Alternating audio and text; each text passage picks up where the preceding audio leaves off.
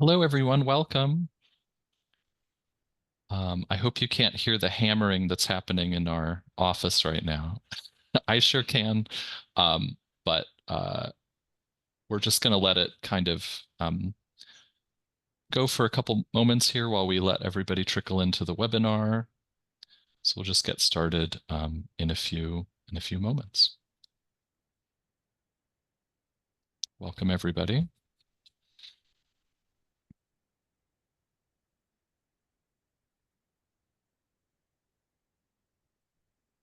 All right, I think the attendance looks to be kind of leveling off, so I think we can get started. So welcome to our webinar, Creative Solutions for Accessibility. My name is Greg Stewart, and I'm the Education Programs Manager at the Conservation Center for Art and Historic Artifacts, or CCAHA, and I use he, they pronouns. I am a white person with brown hair and glasses and a kind of a blue cardigan on today, with some artwork and bookcases behind me. And I'm so glad that you're here today. Just a bit more about today's talk. So we're joined by Katie Samson, who is the Director of Education at Outreach, an organization that advocates for and expands accessible opportunities for the greater Philadelphia region. In this program, she's going to present some case studies demonstrating how organizations can find unique approaches to advancing access for people with disabilities. From touch tours at archives to apps that help visitors deeply engage with historic sites regardless of ability and more, we invite you to find inspiration for your own work in these stories. So during the presentation, you'll have a chance to do some of your own creative brainstorming, kind of collectively as a group, on how you might deepen access at your institution. So just a couple notes on Zoom housekeeping. You are in Zoom webinar, which means that your webcam and microphone is turned off, but you can always ask questions or make comments to us using the chat feature. Camilla's already put a note to this effect in the chat, but this program is auto closed caption in English, and you can turn on subtitles with the little CC button in the Zoom toolbar. So we're going to have the presentation, as I mentioned, with some questions along the way, but we'll also make sure to include time at the end if you have any additional questions. And like I say, please feel free to use that chat feature for this. So today's program is being recorded, and we'll send a recording as well as the PowerPoint and any other research sources we might have shared in a follow-up email. And I just want to thank and shout out the National Endowment for the Humanities, the William Penn Foundation, and the Independence Foundation, who make today's program possible. Katie, if you could just advance to the next slide. Oh, yeah, there we go. Oh, yeah, just the one before this, if you don't mind. Yep. Sorry. I guess you're already on that slide. Thank you. So just a quick note about the organization I work for, the CCAHA. We are a regional conservation lab and preservation services facility. We're based here in Philadelphia, but we work with organizations and clients all across the country and indeed the world. And our conservators treat paper-based objects like books, photographs, documents, artwork on paper, and more. And our preservation services staff work in the field, providing education programs like this one and helping institutions plan for the future of their collections. The center also offers a wide range of digitization services, as well as fundraising assistance, housing, framing, and more. And you can learn more about what we do at our website, ccaha.org. So just before I turn it over to Katie, just a quick note about Katie's bio. So Katie Samson is an educator, disability self-advocate, and storyteller who actively engages in Philadelphia arts and culture. She is the director of education at Outreach, and for 20 years, Katie was the spokesperson for KSF, a grassroots foundation created to support research studies and quality of life for people with spinal cord injury. She serves on the advisory board of Thomas Jefferson University Department of Occupational Therapy, the board of directors for World CAFÉ Live, and Team Sunshine Performance. She founded an adaptive birding group in February 2021 and coordinates outings with the Pennsylvania Center for Adaptive Sports in the spring and fall. So without further ado, I can turn it over to Katie. Great. Thank you so much. It's really wonderful to be with all of you. And welcome to this conversation and topic of creative solutions for accessibility. As Greg mentioned, my name is Katie Samson. I use she, her pronouns.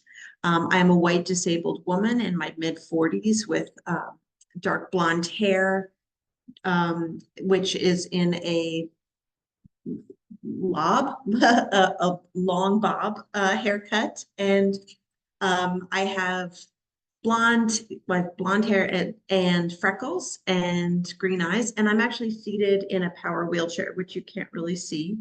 You'll also notice from time to time I use adaptive typing sticks to advance slides and keyboard navigation, so you'll see these odd objects pop up. Yeah, it's really just wonderful to be with all of you. As Greg mentioned, I work at Outreach as the Director of Education.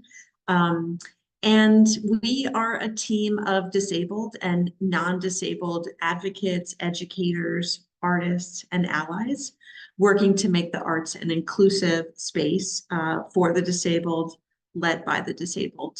We really believe that everybody should have the chance to engage with the arts, to seek to understand the intersectional relationship between disability, race, and poverty, especially in the city where we live here in Philadelphia, which has the highest rate of disability in the top 10 cities in America at 17%.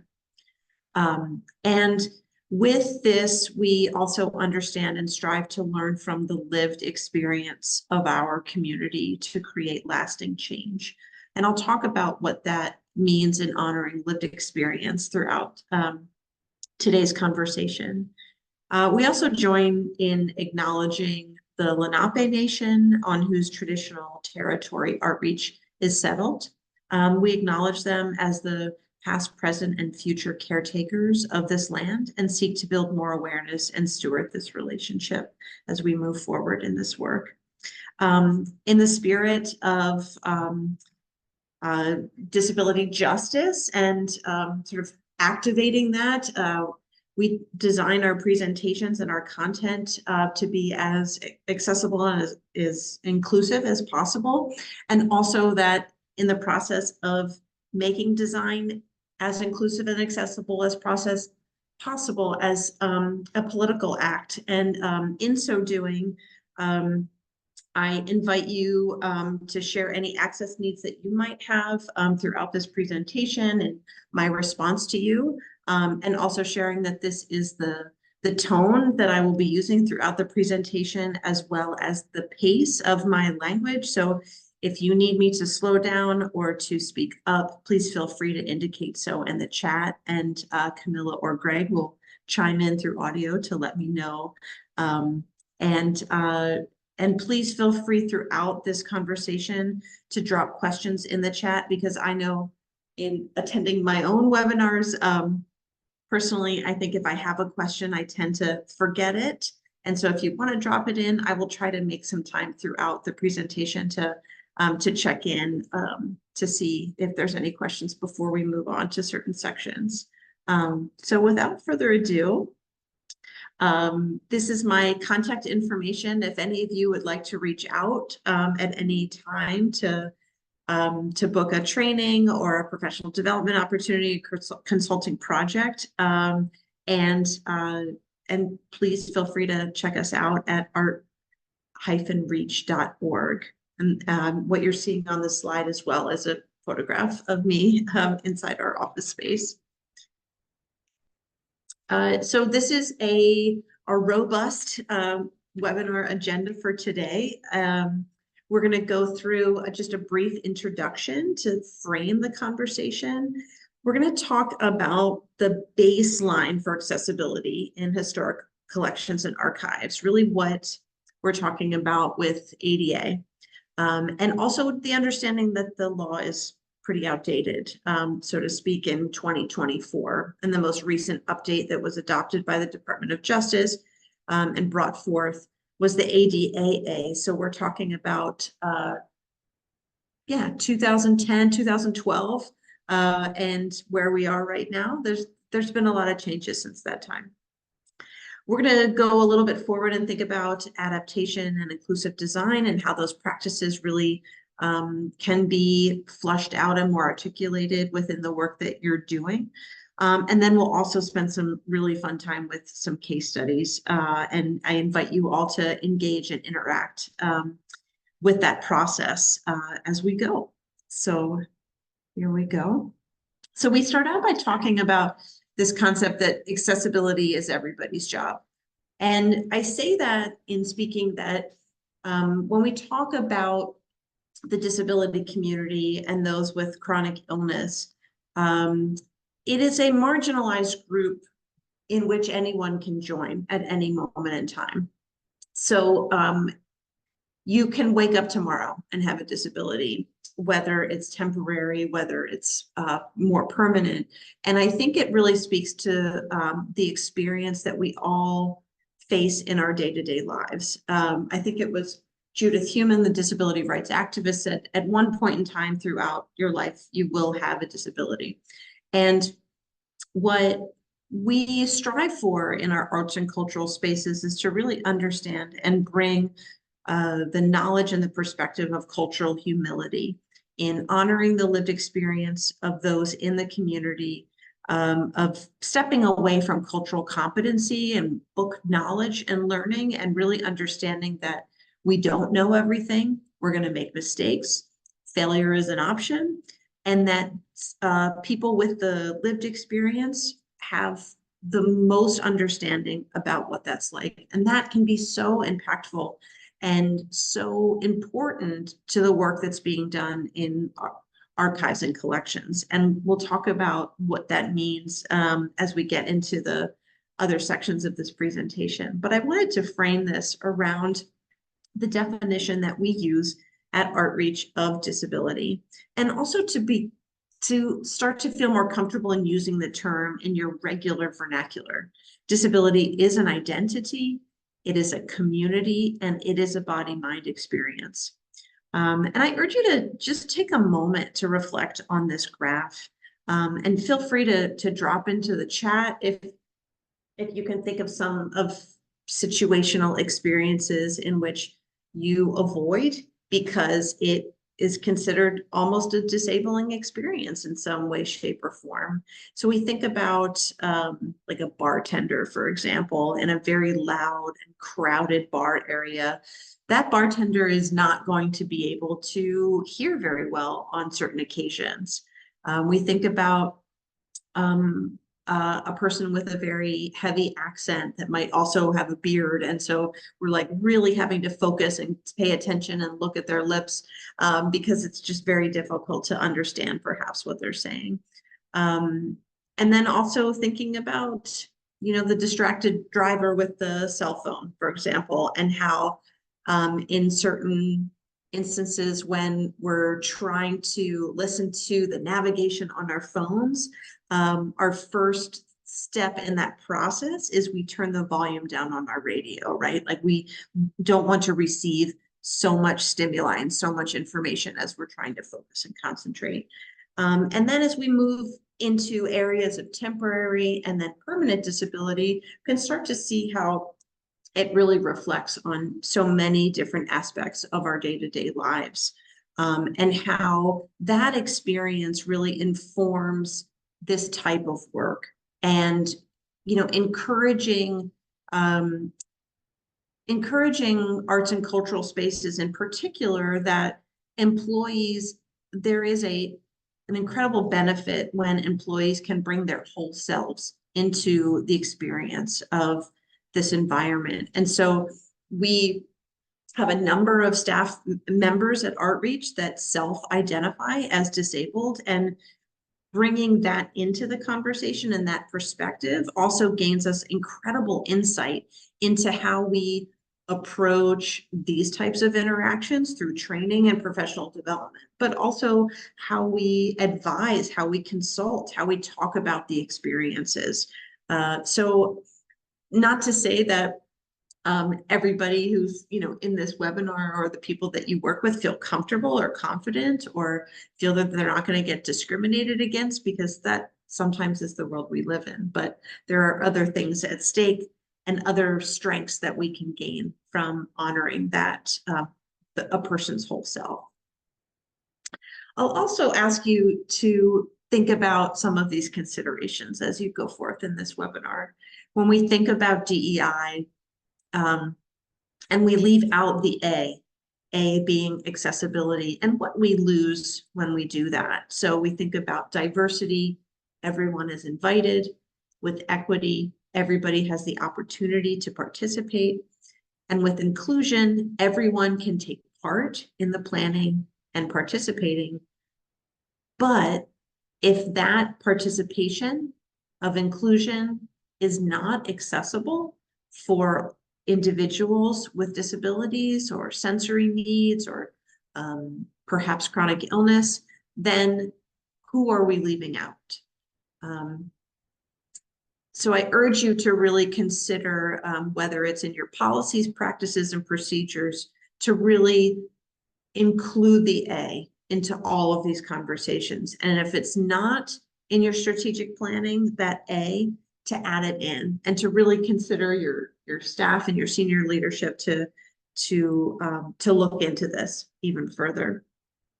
I also think that we have to do some real talk about the post-pandemic realness, and then really what's ahead in our future. There has been an incredible content shift during the pandemic when we all went virtual, a lot more understanding about accessible services and what could be provided. The way that we access our social experiences have shifted for those who wish to gather more outdoors and in comfortable environments with air quality and airflow, or just not being around such crowds, dependent on whether it's the height of the pandemic or violence that's happening in our day-to-day world, as seen point blank for the events that happened yesterday in Kansas City. And so how we socialize with one another has shifted. And also, how can we embrace the access that is provided in a way and honor it, respect it, and also acknowledge it and bring more awareness to access services that are provided. And lastly, that there is an opportunity and a responsibility to use what we've learned in this post-pandemic time. COVID-19 was a disabling event, and the ADA and the Department of Justice has now recognized that long COVID as a disability, and how we can plan for that in our futures through programming and through our collection spaces, I think is really interesting part of this conversation. And then I talk about what's ahead when we think about by 2035, there'll be more people over the age of 65 in any moment in our nation's history of more than 55 million adults, and more than half of them will have 2 or more disabilities. So that is a number that we really need to prepare for. We've got about 10 years to do so, but I think there's tremendous opportunity not only to engage in a workforce that perhaps may want to continue and may want to be really at the forefront of what's happening in arts and cultural spaces, but also to acknowledge that our services may need to expand in this capacity. I also think in this process, we have to consider we grow more when we know more. So I'm thankful for you all to be participating in this. Being intentionally inclusive rather than accidentally exclusive. It's a great motto to live by in this practice. And then also the last thing I'll just say is the kiss of death is the NMJ motto. This is not my job. And when we say that within ourselves and we reflect like, oh, I work in archives and I'm managing collection spaces, or I'm data management, or I'm coding and things like that, that you're not thinking about accessibility. But what if just an incredible collections management resume comes your way and the person has low vision? And you have to rethink how you not only share materials, but how you display those materials in a digital space that's accessible for someone who may have to activate through a screen reader or using alternative technologies. So I think when we think about accessibility and inclusion as a not my job, we really lose out on the holistic approach that can be made, and we become exclusionary in that process. Okay, so let's start with a few of the bases. When we think about places of public accommodation under Title III, private entities operate in a non-discriminatory manner, ensuring that individuals with disabilities have the same opportunity to participate in and benefit from services, activities, and goods offered as all customers, patrons, or clients. So what does that mean? Places of public accommodation, commercial facilities, examinations and courses related to licensing and certification also qualify under Title III, and transportation provided by private and public entities. And there are 3 mandatory areas of obligation: ensuring that communication with individuals with disabilities is as effective as with others, including providing auxiliary aids and services when necessary to eliminate communication barriers. Okay, so effective communication. These icons, do they look familiar? Feel free to drop into the chat if you have some idea of what they might mean. The AD, the hand symbol of 2 different hands turned upside down with high contrast. We have the CC icon, the OC icon, and the ear icon. So a place of public accommodation shall furnish appropriate auxiliary aids and services where it is necessary to ensure effective communication with individuals with a disability. Okay, so we provide these accommodations such as audio description for a person who is blind or low vision, American Sign Language interpretation, closed captioning like here on the webinar, or open captioning, which means that it would be captioned for everybody and people would not necessarily have the choice. And then as well, we think of assistive listening devices, or what you're seeing here, or also thinking about different types of hearing aids or technologies, such as a loop system or a T-coil system or other things like that. Auxiliary aids. Examples of auxiliary aids and services: effective methods of making orally delivered information available to individuals who are deaf or hard of hearing, effective methods of making visually delivered materials available to individuals who are blind or have low vision, acquisition or modification of equipment and devices, and other similar services and actions. Okay, so the type of auxiliary aids and services necessary to ensure effective communications will vary according to the individual, right? So you're not going to provide an auxiliary aid of a audio tour in your library if a person is hard of hearing. You're going to be providing perhaps a written format, or some sort of tactile information, or maybe a combination of a lot of different sensory applications. In order to be effective, auxiliary aids must be provided in accessible formats in a timely manner in such a way as to protect the privacy independence of the individual with a disability.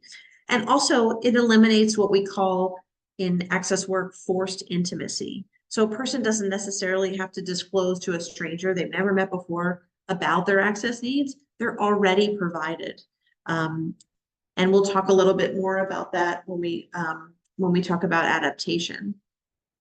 So just to end on this, I just want to frame out some of these key points before we move on. Removing barriers in existing facilities and removal of barriers is readily achievable. Providing alternatives to barrier removal when modifications to remove barriers are not, and providing accessibility in all renovations or additions to facilities and construction of new facilities, complying with the ADA standards of accessibility design. The fundamental alterations in modifications that is significant to and the essential nature of the goods, services, and facilities and programs. And people with disabilities are entitled to these aids and services unless the fundamental alteration provides undue burden or undue hardship. In this case, we designate that primarily as financial, or in which case the materials fall into a category of historic preservation. Undue burden, undue hardship are defined as significant difficulty or expense in the case of the ADA language. Okay, so now it's time to practice. What auxiliary aid would you use for this particular thing that you're seeing here on the slide? And I'll give you a verbal description.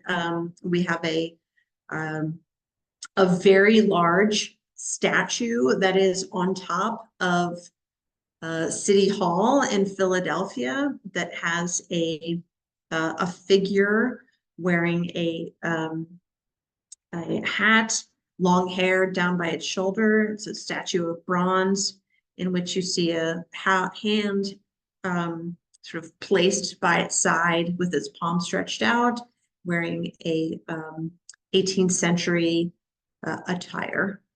And I'll leave it at that. So feel free to drop into the chat if you can think of, just off the top of your head, a type of auxiliary aid that would help people with disabilities understand the statue or monument.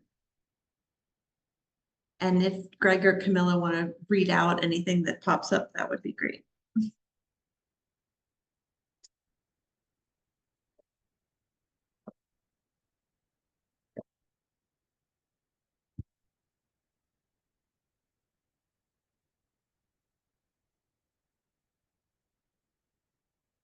So we have an audio description. Great. Yeah. I like to use example because, as you can see from this photograph, it's in a place, it's in a location that really no human can access on a regular basis. So it is a barrier. There is a tremendous barrier in the sense that it's sitting on top of a building that no one can see. So it's almost as if everyone needs an auxiliary aid in some point in time. So you can think about verbal or audio description is a really great start. But for those of us who can't get on top of a helicopter, we also have the use of like drone photography, right? Or drone footage to really capture a high quality, high resolution video that really scans all aspects to it as well. So that's another example. Just a couple other things that are coming through in the chat. High Great. definition videos and photos with interactive interpretation elements. And I think you're sort of getting at this, Katie, but kind of a live video feed, which, yeah. Yeah, and oftentimes in some of our high places, we find that sometimes those video feeds also have like live birds, which I love since I'm a birder. So sometimes those video feeds end up being like an animal's house as well. But these are great. Thanks so much for contributing, and thank you, Greg. We'll come back to this in a little bit when we get to some more interactive questions, but appreciate the comments.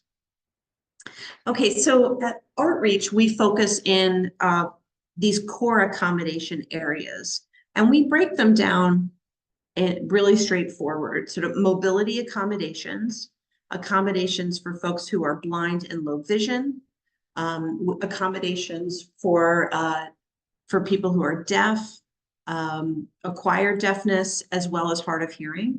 So the differentiation between capital D deafness is someone who is born deaf and believes and honors deaf culture and deaf tradition because they have their own language, and so uses deaf as a capital D, versus someone like myself who has acquired single-sided deafness due to a virus. And so I tend to use the low D, hard of hearing sort of terminology, lowercase d, I mean.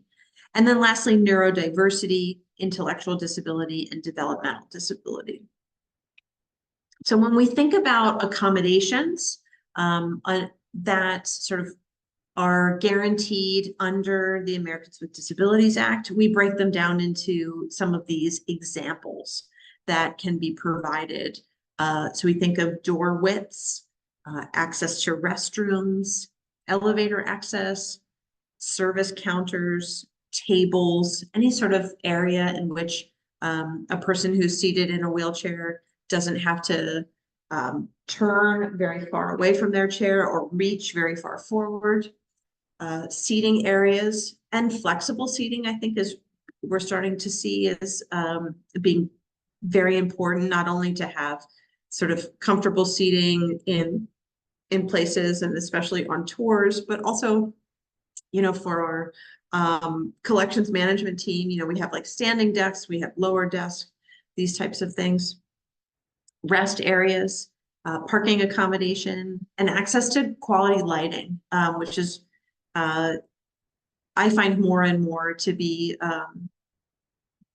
pretty problematic in public spaces where the light is just way too bright, or also very, very dark and dim. That I think speaks to how we have to manage, how we have to balance sort of collections maintenance and archival materials in specific lighting accommodations, but how we can set up our audiences and our visitors for a successful experience with providing that information ahead of time in their visit. And surfaces, when we transition from a carpeted area to a linoleum or hardwood floor, we have sound that bounces around the room, but we also have to think about people who use cane detection, who are blind and low vision, also people who use wheelchairs, walkers, different types of devices. These are some of the icons that are sort of prevalent in really positively affirming that experience for someone that may enter into the space. We think in the blind and low vision category, we talk about audio descriptive tours, website accessibility, screen reader capability. A screen reader is a particular device that is helpful for a person who is blind to navigate a page. It auditorily reads what is on the screen, as well as the description of text. I'm sorry, the description of images, if those images have alt text embedded in the back end. So meaning a coder or a web designer or anybody in your institution that uploads an image to the website, there is an image description in the back end. Braille and large print, as well as tactile displays. And here are some of the icons that you're seeing on the screen. And we talked a little bit in the description of this workshop, but I did want to provide to you some really wonderful accommodations and things that we're starting to see at Outreach being utilized in these spaces. And I'm happy to talk more about this in the Q&A section, or if anybody has any questions, even now as we go through our core 4 accommodations, please feel free to ask. But I just thought I'd recommend a few. Seeing AI is a really wonderful uh, app that we have a lot of our patrons in the Philadelphia region that are using with their smartphones. That is a great service that is a AI technology that will vocalize what the camera sees in the phone. And so we were actually at a gallery yesterday and using it on the text labels that are there, and it does a really, really remarkable job. Speechify is another example of that. Some of you may actually use that. If you are in a hurry and you want to listen to an article from the New Yorker rather than read it, sometimes you can send like a PDF document to Speechify and it'll read it for you. Be My Eyes is an incredible volunteer service. I'm a volunteer with Be My Eyes. Any of you can sign up with Be My Eyes to be a volunteer. It's a video conferencing crowdsource app in which blind people randomly call anybody that signed up to be a volunteer and ask them to describe what is on their screen. And so I've helped people pick out their clothes for the day. I've helped someone adjust their fitness equipment, unpack and plug in a new microwave. I've also helped people navigate inside a place that they've never been before. And so it's basically someone who's blind that's walking with a smartphone with a camera facing outward. So there's no face-to-face communication. And it's really wonderful. And I love getting a call and being of service to the blind community. IRA is a subscription services that arts and cultural spaces can utilize, similar to like your cable subscription.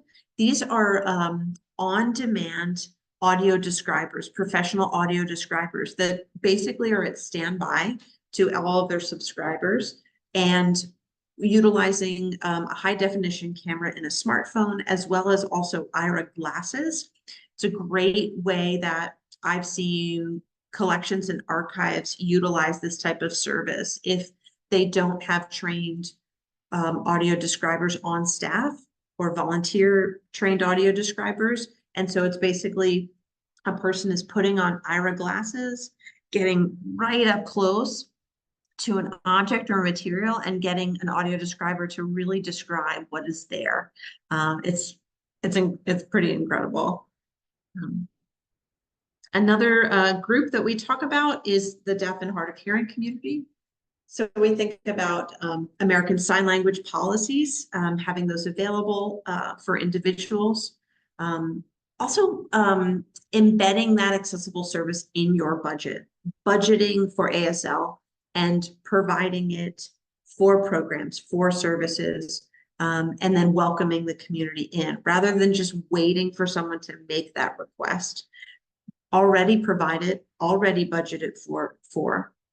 Assisted listening devices, increased amplification, good acoustics, online captioning, scripts and transcripts, and then loop systems. Loop systems are really wonderful and remarkable, and they work with so many different hearing devices that just tap into a regular AV system. You'll often find them now in taxi cabs, box offices, even at the checkout counter at a grocery store. And it has that ear with the symbols that are kind of coming out of it. It looks like it's sort of amplified. Just a few apps to share about this is Hand Talk, which is sort of a cartoon, a smartphone app that helps designate American Sign Language. So it's a really wonderful learning tool. I always encourage any arts and cultural space to have an iPad or a smartphone device on hand so you can do speech to text with a person who is deaf or hard of hearing within your space, because oftentimes, especially nowadays with mask wearing, it is very difficult, if not impossible, to understand what a person is saying when they're wearing a mask. And so being able to tap into a free app like Ava is really remarkable. And also a newer one that I've learned about is Be Warned. That's really neat. And it also it helps people who are deaf understand when there are loud noises around them. And so it kind of warns them about those noises, like fire drill, fire alarm, and things like that. I also just wanted to call out, because this was a process that I think for all of the archivists in the room and collections management, this link that I'm showing here on this slide, the inventory of apologies, I encourage you to check out. It's a really interesting look at an artist who archived his experience of disability discrimination when he tried to request captioning services during the pandemic all across the country, with theater events, tours at museums, you name it. And he built an entire archive of apologies. And I think it's a tremendous way in which we see how that is documented, but it also really speaks to a much more concerted effort to look ahead and to be more progressive in how we archive our information and how we cast out a much wider net to accommodate the type of materials and archives that we collect, based not only on the privilege of the ableist white cis world, but really thinking about archiving and collections management moving forward in this way, in which we're recognizing the disability experience, especially under a situation like COVID. I'm happy to talk more about that as we move on. But also focus on neurodiversity, intellectual disabilities, and developmental disabilities. And here are just some examples of using direct language, a low stimulation space, having sensory-friendly or relaxed programming, having positive aging experiences, sound and quiet spaces, providing sensory kits, and also spending time and thinking about how we can tap into the parts of our human senses, the proprioceptive sense and our vestibular sense of balance and movement, that really can help activate folks who have intellectual disabilities and developmental disabilities, who also may be augmented communicators or non-speaking. And so I think this is a really, really wonderful area that I'm starting to see pop up in a lot of wonderful uses of archives and collections. There's an incredible disability scholar and historian named Petra Kuppers, who's actually working in this space and looking at asylums and places of institutions that housed people with intellectual disabilities, and inviting back that community to reflect on that space with movement and dance. And it's their work is just incredible, and I'm just honored to know them. But I really encourage you to check out some of their projects. Recent Guggenheim Fellow as well. And the last name is Kuppers, Kuppers, first name Petra. And then at Outreach, we love the conversation of going beyond ADA. I'm really thinking about human-centered design and cultural belonging. And I'm not going to spend too much time on this, because we could go in a lot of different directions, but you'll have these slides to reflect on and to think about, but really thinking about kind of how we can positively affirm that experience for disabled people, and recognizing that there are things in your collection, things in your archives that may not have been brought out into the public eye, that deserve their own attention, deserve their own interpretation, that speak to the disability experience in a way that can be positively affirming, can talk about the complexity of disability, inviting in those conversations in which you're bringing in community members to reflect on the collection. There's so much there. There's so much potential there. Yeah, just want to pause for a moment and see if there's any questions or comments before we move on to our next section. We don't have too much time, so I might just jump ahead a little quicker to our case studies, just because I would love to hear from all of you in that regard. But in case there's any questions right now before we jump into the next part.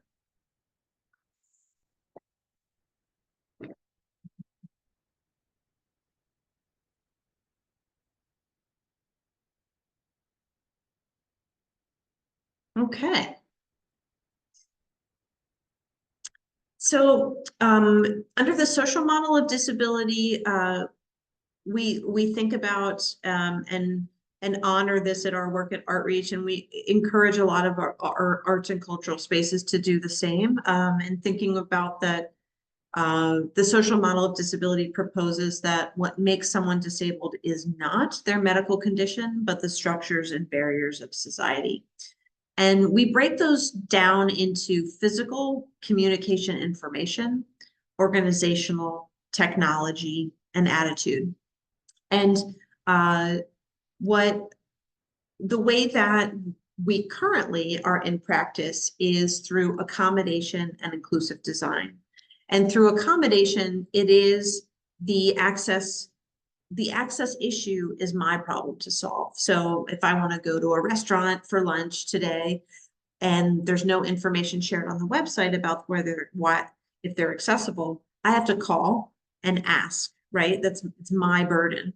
With inclusive design, uh, it is the designer, it is the interpreter, it is the cultural organization that takes on the creative solution. The environments and programs are designed to the extent by the critical user and the augmented commuter really benefits. I do have a video on here that links to a really interesting TED Talk by Elise Roy. And she talks about when we design for disability, we all benefit. And for the sake of time, I'm actually not going to show the video. It's a little bit of a tease, but I'm encouraging you to go and take a look at it because it's really wonderful. Elise talks about, text messaging and how text messaging was originally designed for deaf people and everybody started using it and we're not going back, right?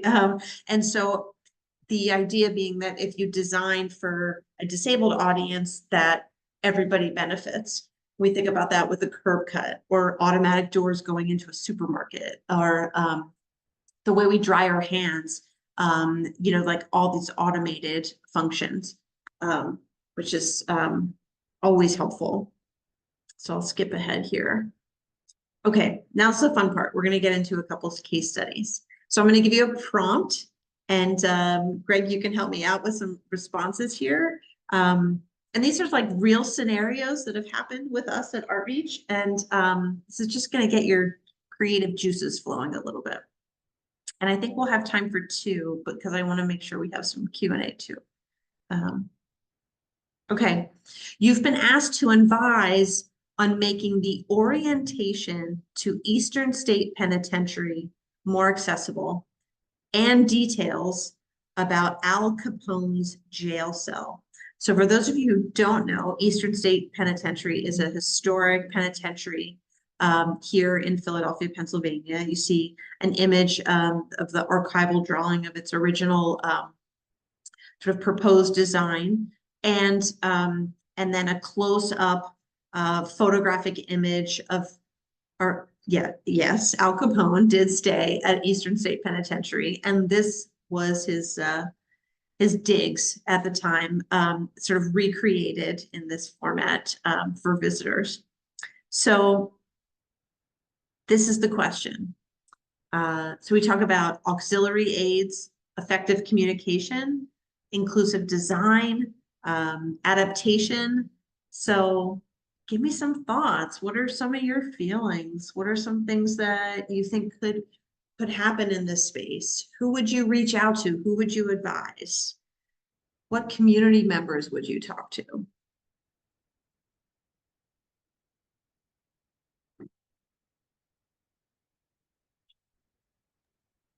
And just a reminder, please feel free to put that in the chat, and then as you're thinking and typing, I can just read those responses out.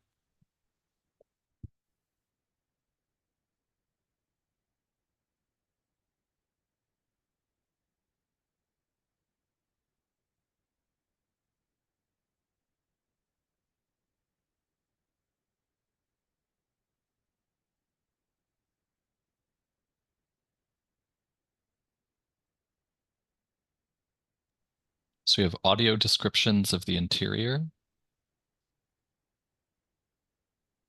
Great. Okay, so there are a lot of people in the blind and low vision community that orient themselves through audio description.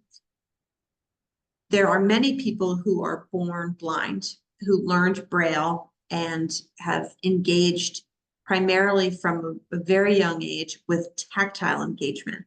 So I'll just put that out there that oftentimes we have sort of two modes of thought. A lot of people who use audio description are those with sort of acquired low vision or acquired blindness. And oftentimes tactile engagement doesn't work for them because many folks, for example, with diabetic neuropathy actually can't feel their fingertips very well. And so, yeah, that's my next prompt. So think about tactile. And I think Katie already responded, a small scaled model that users can touch to get a sense of what's inside. Oh, I love that. I like where the thinking is there. Okay, so I'm gonna give it away now because someone got it. So Eastern State Penitentiary actually received a like a little micro grant with a group of other organizations to think about and apply types of ways in which to make interpretive materials accessible.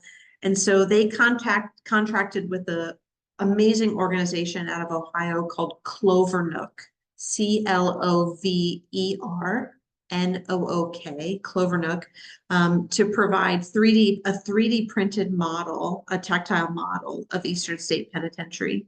And they've actually found that it is not only useful for the blind and low vision community, but everybody wants to touch it. And so they've printed multiple versions of it. We've also found that in the past few years, we are a tactilely deprived world because we deal with so much flat surfaces and screens and technology that, like shag carpeting is back. I don't know if that's a good thing or not, but like, and you see it a lot often in design and in architectural design, in plant design, in a lot of different ways. So with like, people are just touching a lot more than they used to. That being said, there's also elements of tactile just like on the walls, in the ironwork of the building, and it is in disrepair and in decay. And so to invite a participant to actively open a door, to feel the weight of these spaces, these incarcerated spaces, and the type of learning and kinesthetic sort of comprehension of that can have a really profound effect on a visitor that often we don't really think about. Stepping into an actual cell, hearing their voice within the space. There's a number of people who are blind and low vision that also echolocate, so they click their tongue at the top of their mouse and like hear sound bouncing off of space to experience sort of what that feels like from a proprioceptive sense. So I think there's a lot of further possibilities there, but I really like the idea of this replica as well. I'm going to give one more, and then we'll just open it up to some questions. And I'm going to skip to this one. The Mutter Museum of Historical Medical Library. Archivists and interpretive team up to explore sensory engagement with the collection, Chevalier Jackson's collection. Where would you start? Now, this is an amazing collection, Chevalier's collection. Chevalier was a physician who collected all of the swallowed objects of his patients throughout the years of his time as a physician. Also, objects that he pulled out of children's ears and noses as well. And so here you're seeing some of the archive of that collection. How would you make that accessible?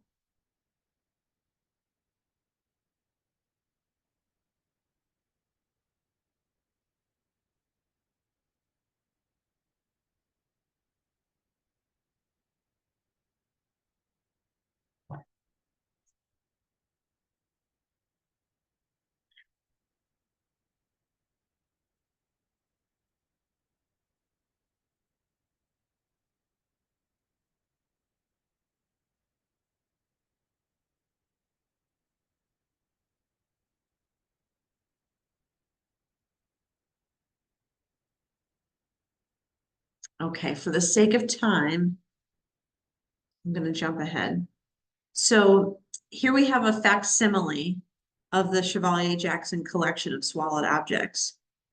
The Mutter Museum, their archivist and accessibility coordinator, went on eBay and they found almost all of the objects in the original collection and purchased additional objects and made a facsimile for tactile use. And so now you have an opportunity for people not only to see the collection up close, but they can actually touch it, play with it in their hands. Other parts of the collection, they invited in the blind and low vision community to really sort of understand the collection more and to integrate some awareness. So in understanding the cast of Chang and Eng Bunker, who were co-joined twins and absolutely like celebrities in their own right, they donated their bodies to medicine and to science, as well as their autopsy and a cast of their bodies. And what is really interesting about the way that the Mutter has programmed around this type of the collection is it was actually someone in collections management that said, why don't you get people on tours to connect with one another and try to do things and like navigate the gallery to really sort of experience what that might be like to be to sort of feel that sense of connection, especially for someone who is blind and low vision that can't particularly engage with the cast or really understand where that connection happens. And then we also have a raised print photo of Harry Eastlake skeleton. And so this was done by an artist that commissioned to do a raised print graphic as well.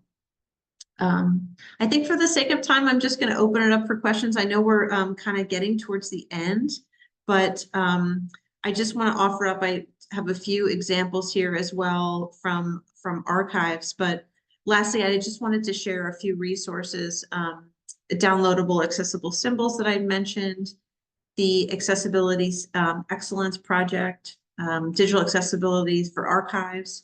And then I have a handout right here called the 8 Senses. It's an Outreach handout to really think about how we collect archival information in this day and age and really, oh, I'm trying to find my Zoom screen to get out of my share.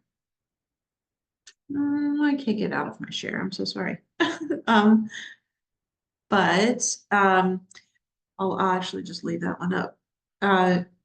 So yeah, really happy to take questions at this time. I know we kind of went over, and if people need to exit, you're welcome to shoot me an email if you like as well. But yeah, I just figured stay on just a tad bit longer if you like. Yeah, I think we can stay on for a couple minutes. I got a message that we have another someone else who needs to use our Zoom account Oh, okay. but it's fine. We can stick around for maybe a question or two. Yeah.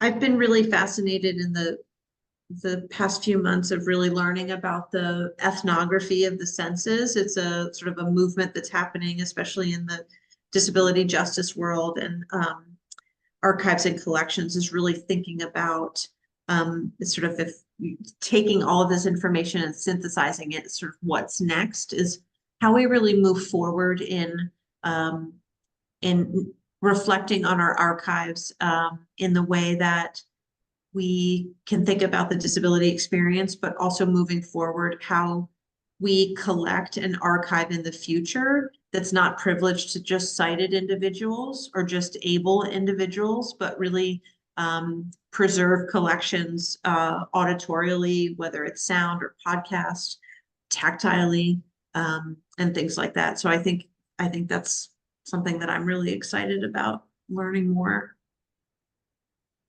So we're getting a number of questions in the chat. And just to answer the question, we'll share the email, this whole PowerPoint that will have links to the Katie's email. And then I'm let me just put I'll put my screen up here with my contact information, so people can reach out and get in touch if they need to. I'm gonna just maybe go with one question from Libby Meyer, who asks, for one-off collection programming or accessing little-used archives, are there or accessibility options that can be flexibly or quickly deployed for historic objects or historic artifacts?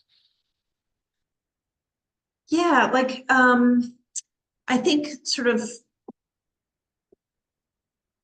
sorry, can you read the question again? Sort of, Yeah, I think it's about sort of like little used collection objects, like things that you're probably not going to invest in, like doing a 3D printed model or something like that, like a more sort of like flexible, quickly deployed version of something like that. yeah, yeah, interesting. I mean, I think as always, nowadays with technology, we think of like digital archives as being sort of our go-to, especially because so many of us have devices now that can manipulate, change, amplify in that way. And so making those available, at home in use that are digitally accessible, I think is a huge goal right now, especially because so much of our collections databases are not audio described as well, or verbally described. And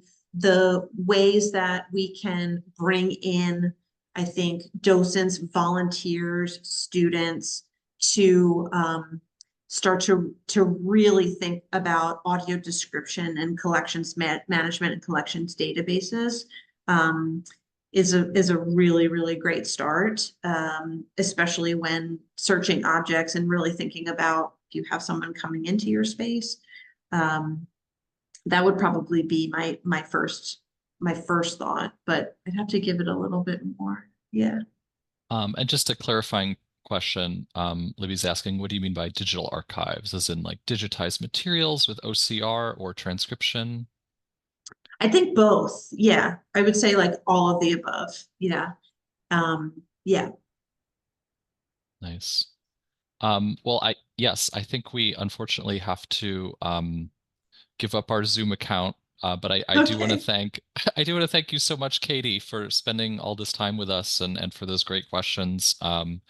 And a big thanks to Camilla Dawson, who's been doing all the behind the scenes work today for the setup, and I should say whose ideas inspired this webinar. So thank you, Camilla. And so I'll just say we're taking a little pause on our webinars for the next month because we're really going to focus on a big collections care intensive that we have coming up. So please check our website for that. We have lots of different tiered options available and pricing for that, and also some free scholarships and travel stipends if you are interested. And you can always reach out to me about those. And when this webinar closes, we're going to have a little survey that you'll see that'll pop up. Please fill that out to let us know how we're doing. And thank you again, everybody, for coming. And thank you, Katie. Thank you so much. Yeah. Please reach out. All right. Take Have a good care. afternoon, everybody.